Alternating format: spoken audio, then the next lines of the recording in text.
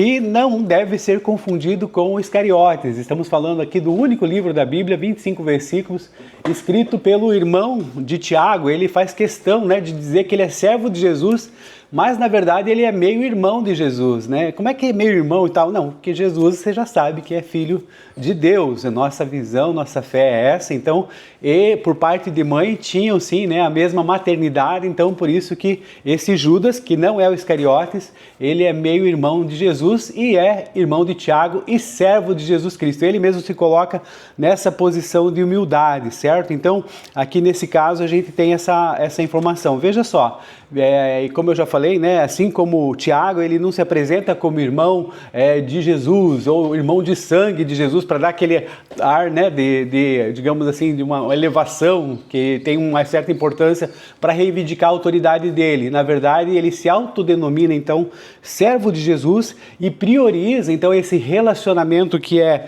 espiritual em relação ao relacionamento biológico, de proximidade familiar, né? Então, até porque a gente vai ver aqui que havia uma dificuldade entre os irmãos de Jesus e o próprio Jesus. Então, o percurso de Judas, ele foi semelhante ao dos irmãos dele. Primeiro, tem aquela incredulidade ali inicial durante o ministério terreno de Jesus. Seus irmãos nem sempre creram nele. Olha só o que está lá em João, capítulo 7, versículo 5. Um exemplo, né? Os seus irmãos disseram isso porque não criam nele. Então veja só a dificuldade que teve. Possivelmente a conversão da família, né, de Jesus ocorreu após a ressurreição. Aí o pessoal depois vai vendo, vai percebendo, puxa vida, olha só. E aí a gente tem algumas situações, aqui nós temos testemunhos de pessoas que lutaram, oraram bastante tempo pela conversão dos seus parentes e não conseguiram ver isso em vida, mas quando foram, né, para a glória, a família se voltou para Deus por conta dessa situação. Então veja que legal, aqui tem uma proximidade desse tipo de situação. E Atos, então, em 1,14, né, para confirmar essa questão, a gente vê que os irmãos de Jesus estavam reunidos em oração junto com os apóstolos ali após a ascensão de Jesus. Então isso demonstra, né, essa mudança de entendimento, essa metanoia, que é a mudança de vida que todos nós temos aqui. Se você não teve ainda, você está em vias de ter isso. E eu tenho muita certeza que Deus também está transformando a sua vida de uma maneira maravilhosa, assim como tem feito na vida de cada um de nós. E engraçado que essa transformação, essa metanoia, essa mudança de rota, ela é personalizada. Cada um tem uma vivência, uma situação. Por isso que o testemunho pessoal que cada um dá da sua vida é muito importante, porque fortalece a gente e demonstra que Jesus e Deus, né, o Espírito Santo, tem uma maneira toda peculiar de agir, porque ele considera você no meio de 8 bilhões e meio de pessoas desse mundo, né, criado aí atual, ele vê você como você é, como o seu nome, ele chama você pelo nome. Então, nesse sentido, sinta-se feliz. De qualquer maneira, por que Judas escreveu essa carta? Vamos dar um seguimento aqui.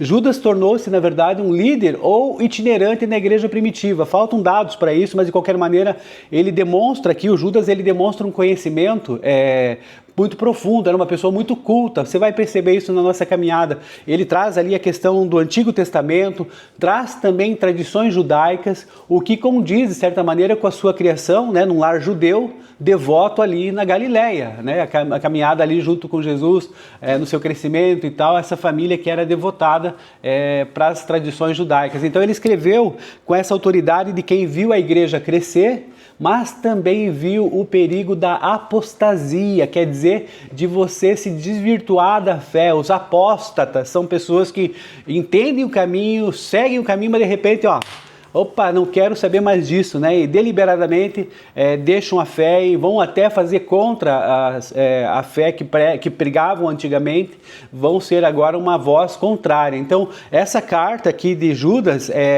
eu perguntei, né, fica aqui, será que é uma indignação que ele tinha, mas de certa maneira, e essa carta é um grito de guerra teológico para proteger a doutrina. Então, nesse sentido, veja só, o Judas não vai usar o parentesco dele, né, para dar aquela carteirada, ó, eu sou aqui o irmão de Jesus, meio irmão de Jesus, e aqui tenho toda a autoridade nesse sentido. Não, ele vai usar o nome do irmão, Tiago, que é mais conhecido na igreja, ele era um líder em Jerusalém, para que os leitores soubessem exatamente de qual Judas, né, ele estava falando. Então não é o Iscariotes, é o Judas aí, que é o meio irmão de Jesus e o irmão de Tiago. Então parece indignado, sim, a verdade é essa, a indignação dele é palpável. Esse texto dele é carregado de uma ira, digamos assim, santa, e de um senso de urgência que raramente a gente vê com tanta densidade em outros livros. Olha só no versículo 3, ele ia escrever uma coisa, mas depois, se sentiu impelido a fazer outra. Vamos ler aqui, ó. Amados, embora estivesse muito ansioso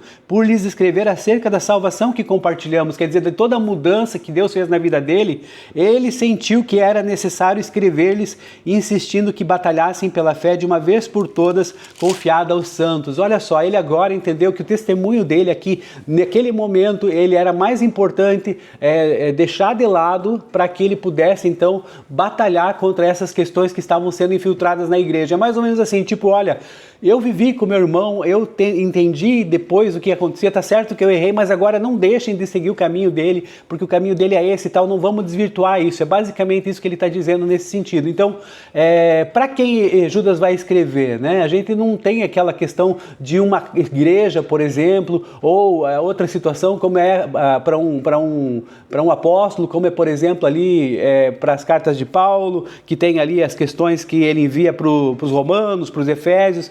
Escreveu uma epístola geral, uma epístola chamada católica, por quê? Porque é uma epístola universal. Então ele dirige a quem? Ali no versículo 1, nós vamos ver que é os chamados, amados em Deus Pai e guardados por Jesus Cristo. Então é esse pessoal aí, é uma comunidade, né, indefinida, mas que ele, embora não defina uma cidade específica ali no caso, o uso intenso de exemplos do Antigo Testamento e também da literatura judaica que tem aqui também envolvida, sugere que ele escrevia para cristãos, né? Não é paquistão, para cristãos de origem judaica, que viviam ali em comunidades espalhadas pelo Império Romano. Então esses são os destinatários. E assim, é claro que, vamos dizer, ele ficou indignado, né? Uns falam assim, ele ficou pistola, né? Ele ficou pistola com aquela situação lá e tudo.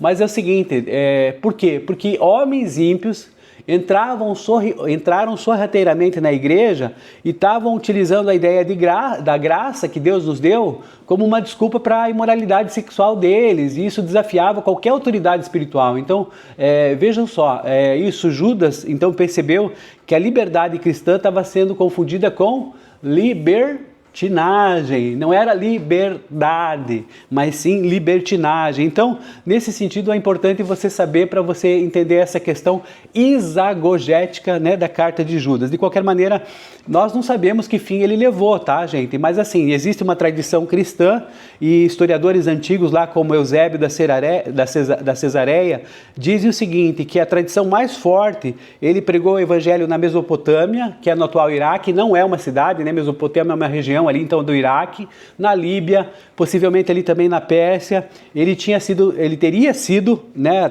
aqui o que o pessoal pensa da tradição, martirizado na Pérsia, sendo então ali morto a golpes de machado e tal, por se recusar a renunciar a Cristo. De qualquer maneira, isso é importante para a gente perceber, né, como estava a questão da dedicação dele e essa carta tão importante que chegou até nós. De qualquer maneira, dando seguimento agora para essa carta especificamente, o que a gente vai perceber aqui? Que esse é um livro muito curto, né, 25 versículos, e ele entrega então um alerta urgente para a gente, vigoroso sobre a saúde espiritual que nós devemos ter dentro da igreja. Então, nesse sentido, a gente precisa perceber que ele escreve, né, sobre a salvação que a gente compartilha, mas que existe uma necessidade urgente de mudar o tema para quê? Para que nós sejamos exortados e batalhemos pela fé que uma vez por todas foi entregue aos santos. Ele percebeu que falsos mestres haviam se infiltrado ali na comunidade e isso estava trazendo a questão de uma dificuldade. Então, como eu falei para vocês, a graça, a liberdade estava virando libertinagem. Negavam a Cristo também. Ali ele diz que eles eram como nuvens sem água, árvores sem frutos, estrelas errantes, quer dizer, não cumpriam ali a a sua função, né, e seguem seus próprios desejos ímpios, murmuradores e bajuladores por interesse próprio, versículo 16. E ele demonstra ali que Deus não vai deixar isso impune e vai citar exemplos. Então veja só, ele estava sendo contundente ali para pedir para o pessoal se aprumar e para dizer, olha, vocês não vão ficar aí numa nice, como a gente fala, né? Vocês não vão ficar tranquilos com relação a isso. Veja só, o povo que saiu do Egito e depois foi destruído por quê? Porque não creu. Também os anjos que abandonaram o seu domicílio do céu e estão nas suas prisões eternas, estão aí nesse limbo que nem, né, não tem mais como voltar e tem toda uma dificuldade aí da questão da insurgência deles, da rebeldia. Também Sodoma e Gomorra, ele utiliza essa questão dessas cidades para dizer que houve a punição do fogo devido à imoralidade que estava ali, né, tomando uma forma assombrosa. Diante desse cenário, o que Judas fala para nós, ou para os fiéis lá daquela época também? Edificar-se na santíssima fé, quer dizer, aquilo que a gente acredita, orar no Espírito Santo, quer dizer, ter sempre essa companhia, estar sempre em oração, e manter-se no amor de Deus, superando a misericórdia de Jesus para a vida eterna. E ter misericórdia, né, dos que duvidam e do que pode acontecer com isso, e também aqueles que estão em perigo, e uma saudação final chamada doxologia, que nada mais é do que uma saudação final muito bela, né, que é focada aí na soberania e no poder de Deus. Eu queria trazer aqui algumas informações aqui para vocês, a título de curiosidade, né, no versículo 9, quando ele fala ali, entregar o corpo de Moisés, vamos ver aqui na minha Bíblia que não falha. Contudo, nem mesmo o arcanjo Miguel, quando estava disputando com o diabo acerca do corpo de Moisés, ousou fazer acusação injuriosa contra ele, mas disse, o Senhor o repreenda. Então, nesse caso aqui, o que está acontecendo? Judas, ele também tinha conhecimento não só do Antigo Testamento, e ele cita essas questões, como nós já falamos, era, digamos assim, uma pessoa culta, criada então num lar judeu e trabalhando para isso, né? Ele também menciona o seguinte, essa questão aí que está sendo colocada, né, do arcanjo Miguel e o diabo disputarem ali pelo corpo de Moisés, não está no Antigo Testamento. E é isso, na verdade, é o seguinte, a maioria dos estudiosos concorda que Judas estava citando uma tradição judaica que era contida num livro chamado A Assunção de Moisés. Então Judas usa esse exemplo para quê? Para mostrar que se até um anjo poderoso não ousou insultar o diabo por conta própria, ele disse o Senhor o repreenda, ele quis dizer o seguinte, quão arrogantes são os falsos mestres que zombam das autoridades espirituais. Então, se até um anjo, né, não ousou aí fazer uma dificuldade, ter uma dificuldade aí com o próprio diabo, quem dirá nós, né, o que queremos ser, digamos assim, né, os apóstatas, a gente zomba da autoridade de Deus, por exemplo. Então, olha, ele está querendo colocar num nível maior, que é nosso, digamos assim, o problema da apostasia é muito complicado. Também a profecia de Enoque, ali nos versículos 14 e 15, quando ele fala Enoque, o sétimo a partir de Adão, profetizou acerca deles. Vejam, o Senhor vem com milhares de seus santos, para julgar a todos e convencer todos os ímpios a respeito de todos os atos de impiedade que eles cometeram impiamente e acerca de todas as palavras insolentes que os pecadores ímpios falaram contra ele. O que ele está dizendo aqui de Enoque, gente? Enoque, só para vocês entenderem, Judas, no caso, é o único escritor do Novo Testamento que cita diretamente uma profecia de Enoque, que era o sétimo descendente depois de Adão. O que acontece? Essa citação, ela não está na Bíblia aqui também no Antigo Testamento. Ela vem de onde? Vem do livro Enoque, que era um texto que não faz parte do cânon da Bíblia, mas que era muito lido na época de Jesus, né? Na época ali pós-Jesus também, né? Então, nesse sentido, o que acontece?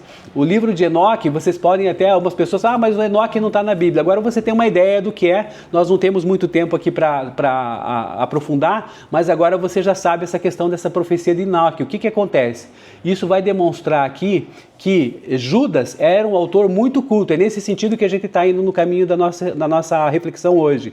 E antenado com a literatura da sua época, usando referências que os leitores daquele momento conheciam muito bem, para reforçar que o juízo de Deus, quando ele vem contra a impiedade, ele é anunciado e inclusive cumprido desde o início da humanidade. Então dizendo assim, olha, vocês têm certeza que vocês querem continuar nesse caminho aí de apostasia? Vocês têm certeza que vocês querem continuar no caminho de libertinagem? Vocês não querem a liberdade? Então vocês vão sofrer, né? Porque aqui na história, na tradição bíblica, na história bíblica, na tradição judaica, vocês já podem perceber muito dessas coisas. Então, Judas é esse irmão culto de Jesus, que num primeiro momento não acreditava nele, né? E dizia, mas ele, né? Os irmãos não criam nele. E depois da ressurreição, tudo se abre, o que Jesus falou é revelado, parece que as escamas dos olhos caem, não só do Judas, mas também dos discípulos, e aí há realmente uma expansão do Evangelho com a ajuda do Espírito Santo, porque nós seremos testemunhas, né, em todos os lugares, Jerusalém, Judéia, Samaria e até os confins do mundo, aqui em Curitiba, aí onde você está em São Paulo, aí onde você está na Europa, aí onde você está em Minas Gerais, aí onde você está no norte do Paraná, no Nordeste, aí também, então olha só que beleza, né?